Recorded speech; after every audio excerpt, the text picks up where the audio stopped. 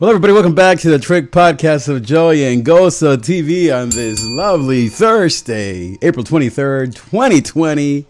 Welcome back to my channel. Welcome back to this video. Talking today about a very, very, very important topic that I've been wanting to address for a long time, and that is the law of attraction. And is that the new mindset of 2020 that you and I and everyone needs to absorb or adhere to or believe?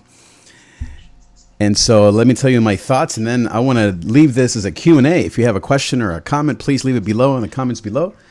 And by the way, welcome wherever you're watching me, whether on Instagram Live, on Twitch, on YouTube Live, on Twitter Periscope, or on Facebook Live. Welcome back to my channel. Welcome back to GOZOtv, bringing joy and gozo to the whole family. Because though there's pain in the night, gozo comes in the morning. Gozo, by the way, means joy in Spanish. I think we all know that. But just in case, by the way, if you are new to me, my name is David Trigg, and I am a spiritual leader, pastor, musician, bringing you joy every day to your digital world. So first, let me tell you a story, and then I'll define what the law of attraction is, and then I'll give you my thoughts. And then, as I said, please leave me your comment below, your question. If you have a comment, make sure that you share this broadcast with someone who believes in the law of attraction, or in positive mindset, or in manifesting, spirituality, the universe, all of these very, very, I guess, very popular topics. And so, or maybe you don't even know what those things are, but maybe you're into astrology, the horoscope, into ancestors. And, or maybe you have questions about that. What does that mean? Should I believe in that? What does the Bible say? You know, all of these things that I want to address here this morning. And I think I'm going to do maybe a series of videos on this topic because I really love this topic. I've studied it for many years, maybe 10 years. And I think I'll maybe do a series of videos. So make sure that you go to my YouTube page and subscribe to my channel, hit that notification bell, because as you know, YouTube is way better at cataloging videos, whereas on Facebook, you can't really follow a thread of videos. But so let me first define. I'll tell you a story first of all. So a couple weeks ago, I was getting my oil changed, and I'd been there before many times to the local shop here in the area near my house. And so there's been this young man, let's call him Ed. And every time I'd go up to Ed, he was, checking me out and taking in all my data, all my information, all that stuff. He would always say, hey, what's your name? He seemed interested in just talking to me. I don't know why. Maybe I'm like a father figure, an uncle figure. He was maybe a young man, Latino young man in his maybe mid-20s, early 20s, okay? Could be any color, any race, so that's not the point. But just some context, right? So at the end of our conversation, he asked me, hey, so what do you do? And I thought, well, I wonder how should I frame what I do. If I tell him pastor, a lot of people say, oh, okay, you're going to condemn me or convert me. Or if I say priest, which, a lot of us Latinos, we come from a Catholic background, maybe he would have some respect, but maybe that's it. Instead, I said, well, I'm a spiritual leader and I have a podcast. And immediately, I'm thinking, okay, how do I engage this young man? And I said, I'm on YouTube. And so obviously he's going to know that, right? He's going to relate to that. So he said, oh, really? What's your YouTube channel about? And I told him it's about positive thinking. And again, I don't want to say, are you a Christian? Do you go to church? I want the conversation to open up, right? And so he said, oh, do you believe in the law of attraction and in manifesting? And I said, well, let me tell you my thoughts on that. And so I described some of my thinking. And so I'll tell you more about that here. So that was maybe like a month ago. And then, like I said, 2 weeks ago, I went to the shop again for some other reason. And again, Ed was there and he said, hey, I remember you from last time. So obviously, just putting two and two together, he was interested, right? He's been looking into the law of attraction, into manifestation. And again, if you don't know what I'm talking about, I'll explain that to you. Or if you don't, if you're over 40, you might not know what I'm talking about. Ask any 25-year-old or 30-year-old or anyone in that millennial generation. They will definitely know. Or ask simply your non-Christian friend, and they will know what I'm talking about. So he asked me again. He said, "Hey, are you that guy with that podcast on manifestation?" And I said, "Yeah, I do talk about a lot of positive thinking and about spirituality." Again, I'm trying to engage him, right, to have a conversation with this young man, knowing that we only have 30 seconds there at the tire shop, right? So I left him my card to my website, and I don't know, maybe he's even watching this. So hello, Ed. If you are watching this, I want to thank God for you and thank you for our conversation. So I don't know if he follows my podcast. I don't know if he watches my videos. Perhaps he subscribed to my YouTube channel. I don't know. So it reminded me of how important spirituality, the law of attraction, manifestation is to a ton of 20, 30-year-olds, maybe even 40-year-olds. Definitely to people that are more into the arts, into mysticism. They don't have to be 20-year-olds. It could be your Latina friend. It could be you as a Latina woman. A lot of Latinos, they are very superstitious. And I'm not condemning anything, okay? I'm simply kind of setting the platform here. I have a ton of Latino women, especially because, the women tend to be more open to spiritual things. That's why they're the ones that go to church primarily, drag their husbands. And so many of them are open to the law of attraction or into positive mindset or into manifesting or into the horoscope, astrology, into connecting with our ancestors. And the reason why, now I took a class when I was in school about mental health and culture, but when it comes to spirituality, the reason why some of these things are so attractive to certain cultures, perhaps more than others, is because of the heritage, the cultural heritage. So obviously the Latino heritage has a ton of mixture of native beliefs from, the natives, what Columbus called Indians. They were not Indians, but the native people of the Americas, who obviously looked to the stars and looked to the pyramids or the ruins or to animals and to a lot of native belief, and then mixed with the Catholic Inquisition, right?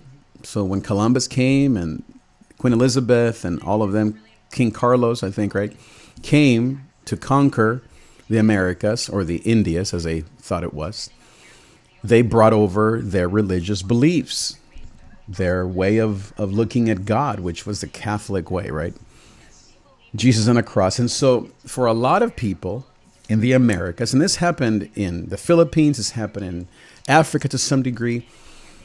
In the States, not so much. The States had more of a British thing mixed with, I would say, more independence as kind of a second religion. So that's a little interesting.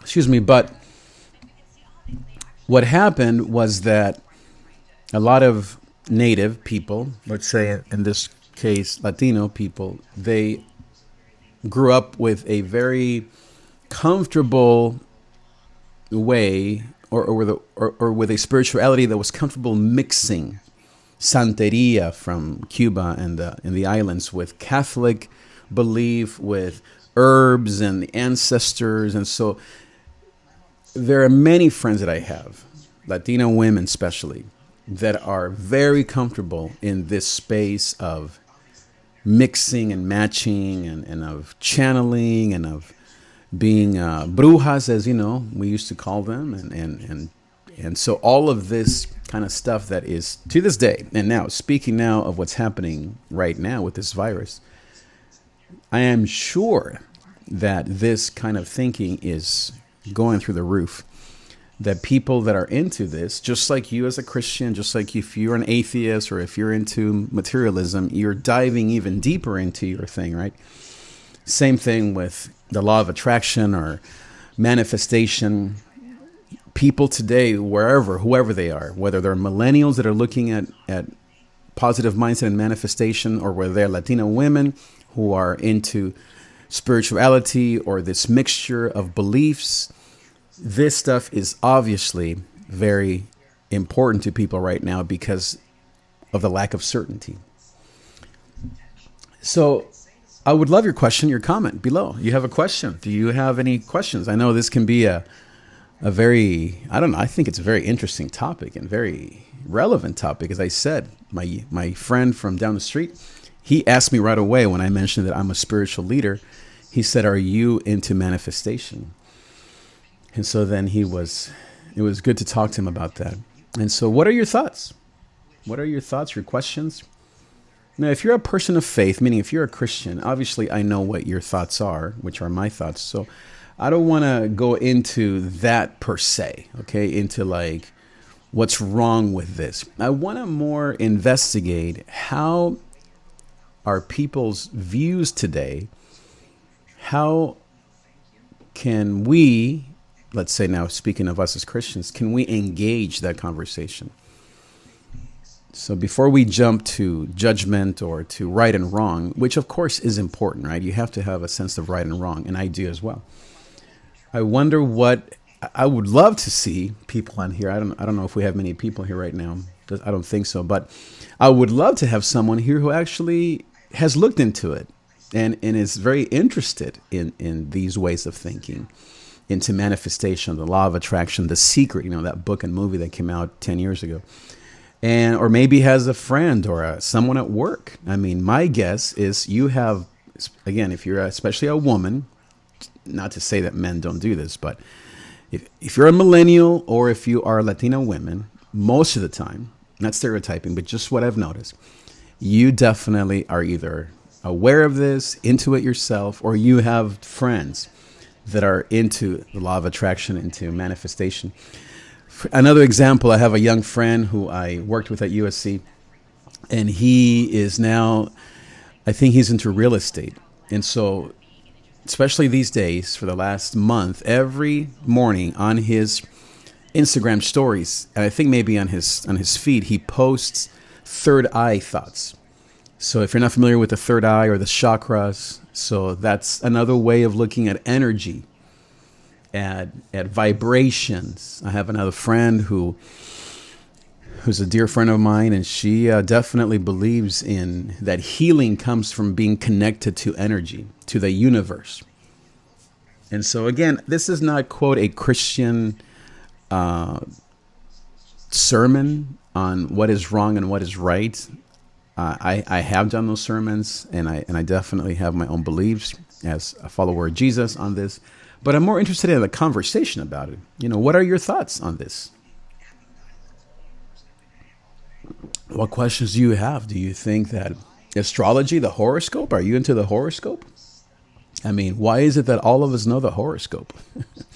Our sign. Or maybe you don't, but your daughter does, or your in-law does. Maybe your parents back in Mexico are still... I don't want to involve necessarily Catholicism into this, but you could say that the Catholic faith is definitely more along the lines of spirituality because of the images, the saints, the artifacts. There's a lot of tangibleness, a lot of sacredness, not this pursuit that let's say us evangelicals have for right and wrong thinking. Where can right and wrong thinking go wrong? Especially these days. Why is it that people of faith, people of Jesus right now, we're not showing up in the world? Why is it that most of the streams that I see online are, in terms of Christians and pastors, they seem to be almost off, kind of like out of touch. They're speaking a language that even I as a pastor don't understand. I don't mean about tongues. I'm just talking about the way it's all presented. And is that maybe normal of all of us? Maybe we all do this, right? So I'd love to know your thoughts. What are your questions? What are your thoughts on this? Do you know someone who is into the law of attraction, manifestation, into The Secret, into positive mindset, third eye, chakra, new age, what they call it, or really it's Buddhism, truly what, and I've preached about this in my church hundreds of times. And again, for most people, this goes over their head. And I don't know why. I mean, I think it's unfortunate. It's almost like, imagine if someone said to you, hey, have you heard of an app called Amazon? And you asked, let's say 100 people, and they're like, what is Amazon? You would say, what is wrong with you? Sometimes I feel that way. Like, I don't get it why people don't know what the law of attraction. Okay, I don't want to. Here's what I mean to say. It's normal that you may not know what this is. My point is I think sometimes us as followers of Jesus, we fall trap into only having friends that only have Christian friends. We no longer engage with the outside world. And I think that hurts us more than anything. How are we going to reach people? I bought a book a couple months ago called We Need to Learn How to Speak of God Once Again, written by Jonathan Merritt. I think his name is Merritt. He's the son of a Southern Baptist preacher. And I love that book.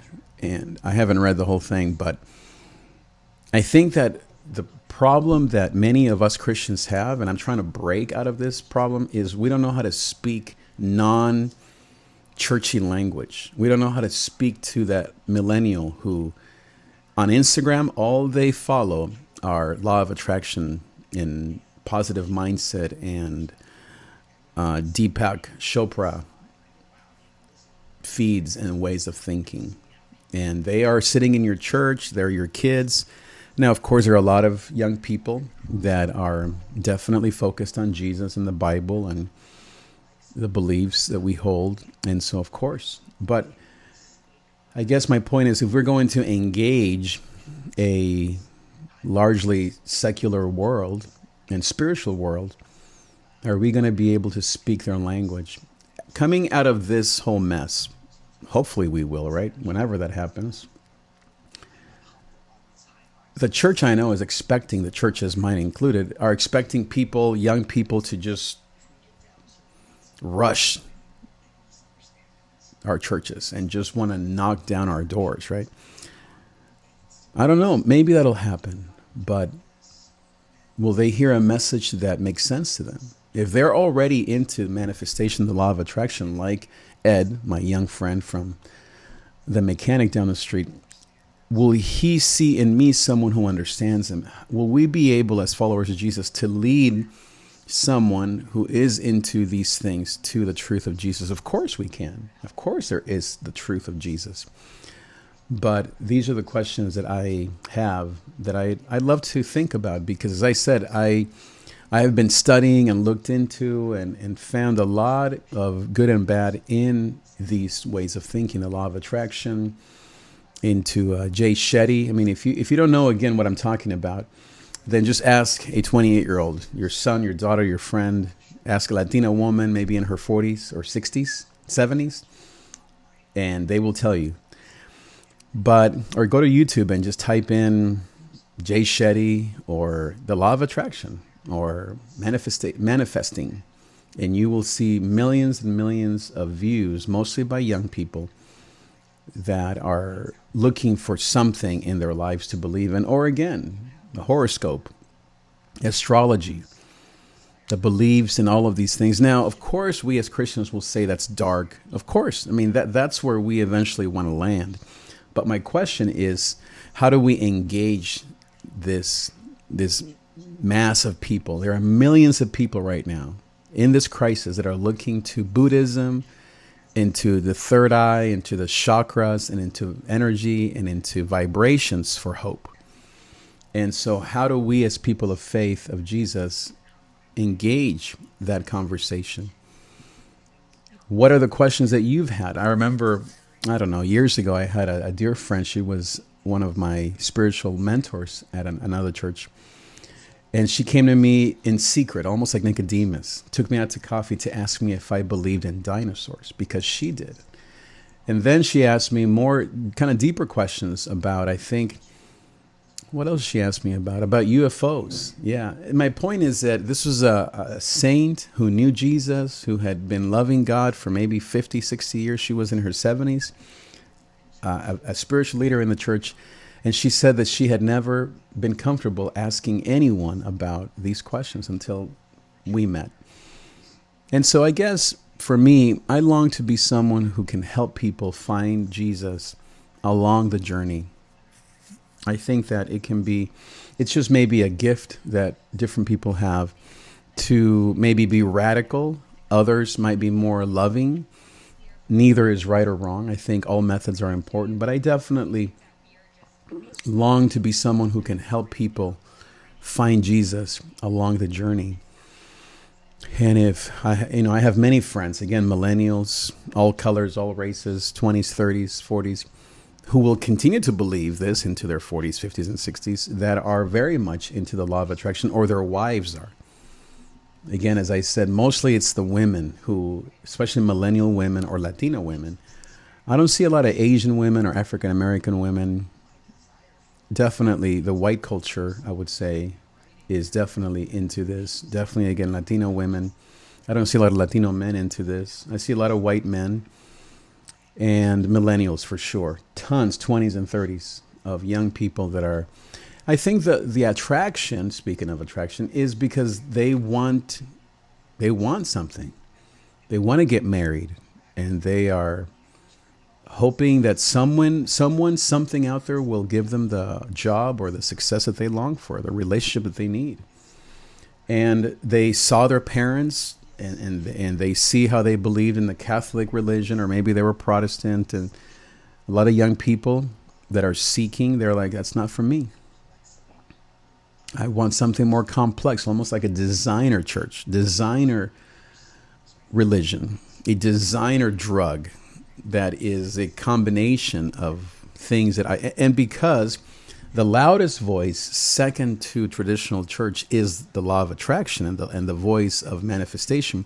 That is what most young people will believe, because it's on Instagram, it's on YouTube, it's on Instagram stories, it's everywhere that young people are at. I'm sure it's on TikTok. It's almost like, I would say, the law of attraction and manifestation is one of two strong voices that millennials are listening to. One is the Tai Lopez and the business guru voice, and then second, the law of attraction voice. So those are the two strongest voices that young people are listening to, because they're exposed to it, because these voices are on TikTok, Snapchat, and YouTube.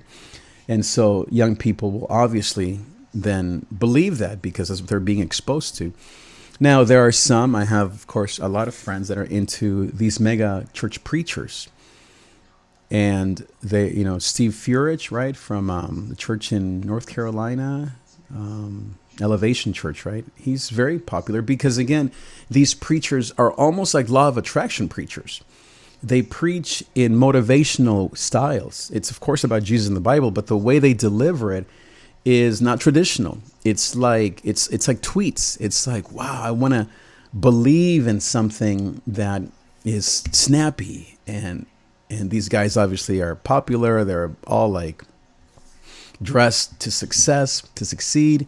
And so for a lot of young people that are tired of the traditional church with all the traditional stuff, they see someone like Steve or Joel Osteen or some of these other guys, and who speak in very snappy and tweetable ways, motivational preachers. Of course, they're going to believe and follow. And that's why you see these churches have millions and millions of young people in their pews, or these days online. And I don't really have anything to judge or to say right and wrong.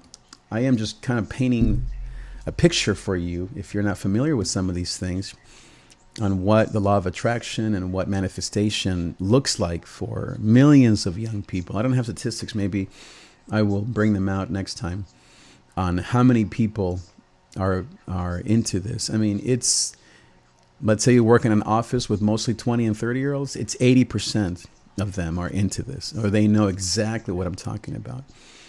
And honestly, I have a heart for them. I want to engage them, and I want to be able to enter their world and to converse. I don't want to just go in there with a whip and judge people. I've done that, and I think it's harmful. Same with Latino women who are into the horoscope. I don't want to go in there with a whip and say, evil, Satan. I want to be able to converse and lead them towards the truth. And I think that's just one way. I'm not saying that's the only way. Sometimes I get into my more prophetic way, and I want to kind of drag people out of their beliefs, because sometimes I think we need to be like, snapped out of our sleep, awakened. But I would say, speaking of awakened, that most people these days, they would consider being awake. They would consider that leaving the church. They would consider leaving the church as being awake. They would consider people that go to church as people who are asleep. So that's another word that is very familiar. Now, what is great about the church? I mean, besides Jesus' love, kindness, and forgiveness, well, everything. But I think that we have to learn how to speak of God once again. And so, well, no questions. I only have one person here, so I'm going to just go. I don't want to waste my time. But if you have a thought or a comment, please let me know. I would love to engage this topic with anyone out there who wants to learn more about how to engage these things and how to converse. Maybe not for you, but for your friend who is into the horoscope, for your daughter who is into manifestation, and to your son who is 26 and who wants to succeed and who is putting on their Instagram stories third eye quotes. This is for them. So, and I would love to converse and learn and engage and together grow and to lead people to the truth of Jesus. So, okay, I'll see you next time.